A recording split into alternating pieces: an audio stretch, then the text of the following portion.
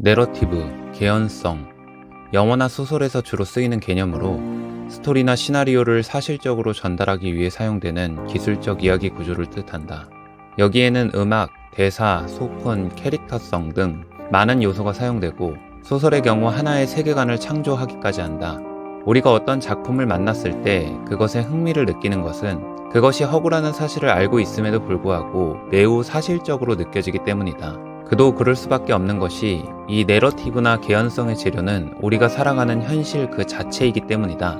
당연하게 받아들이는 일상이나 물리적인 조건들, 문화적인 관습이나 역사 혹은 지식들이 사실로서 허구인 작품을 떠받치는 기둥이 되기 때문이다.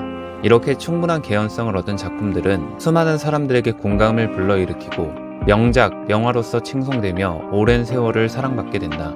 그런데 이 내러티브와 개연성을 사용하는 곳은 비단 작품 세계뿐만이 아니다. 허구를 사실로 믿게 만들어주는 힘은 어떤 사람들에겐 마법과 다름없는 힘이다. 사이비 종교의 창시자들은 자신의 우상화를 위해 신의 권위를 빌려온다. 스스로를 신의 사자 혹은 신의 대리인으로 말하면서 더 나아가면 신 그 자체라고 주장하기도 한다. 이것이 정말로 무서운 이유는 사이비 종교의 창시자가 대단해서가 아니라 그 사람이 빌려오는 개연성이 신이기 때문이다. 사람들이 공통적으로 인식하고 있는 신이라는 권위가 한낱 인간에 불과한 교주를 신적 존재로 탈바꿈시키기 때문이다. 정치인들 또한 개연성을 빌려오는데 주로 역사적인 사실이나 이념을 무기로 사용한다. 그가 어떤 인물인지는 결코 중요한 것이 아니다. 불의의 사고나 역사적인 사실, 그것들을 기념하고 존중하는 모습만으로도 수많은 사람들은 정치인을 아주 높게 평가한다.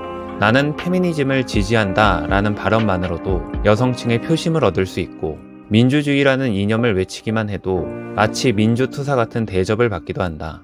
사상가나 교육자도 역시 예외는 아니다.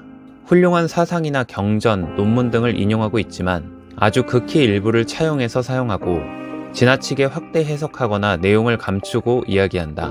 그렇게 함에도 불구하고 그들이 설득력을 얻는 이유는 끌어오는 개연성 속에 교묘하게 자신의 사상을 녹여내기 때문이다. 정보화 시대에 돌입하면서 정보는 오히려 굉장히 가볍게 취급되어 왔다. 그래서 사람들은 오히려 정보를 찾지 않게 되고 누군가가 정보를 정리해 주길 바라고 있다. 이것이 그들에게 절호의 기회가 된 것이다. 영상, 사진, 교과서, 신문기사 등을 통해 내용을 짜임새 있게 전하기만 하면 사람들은 개연성을 통해 의심하지 않고 받아들였다. 어쩌면 당연한 현상일지도 모르겠다. 그들이 만들어내는 허구의 세계는 달콤하고 흥미로운 이야기들로 가득하기 때문이다.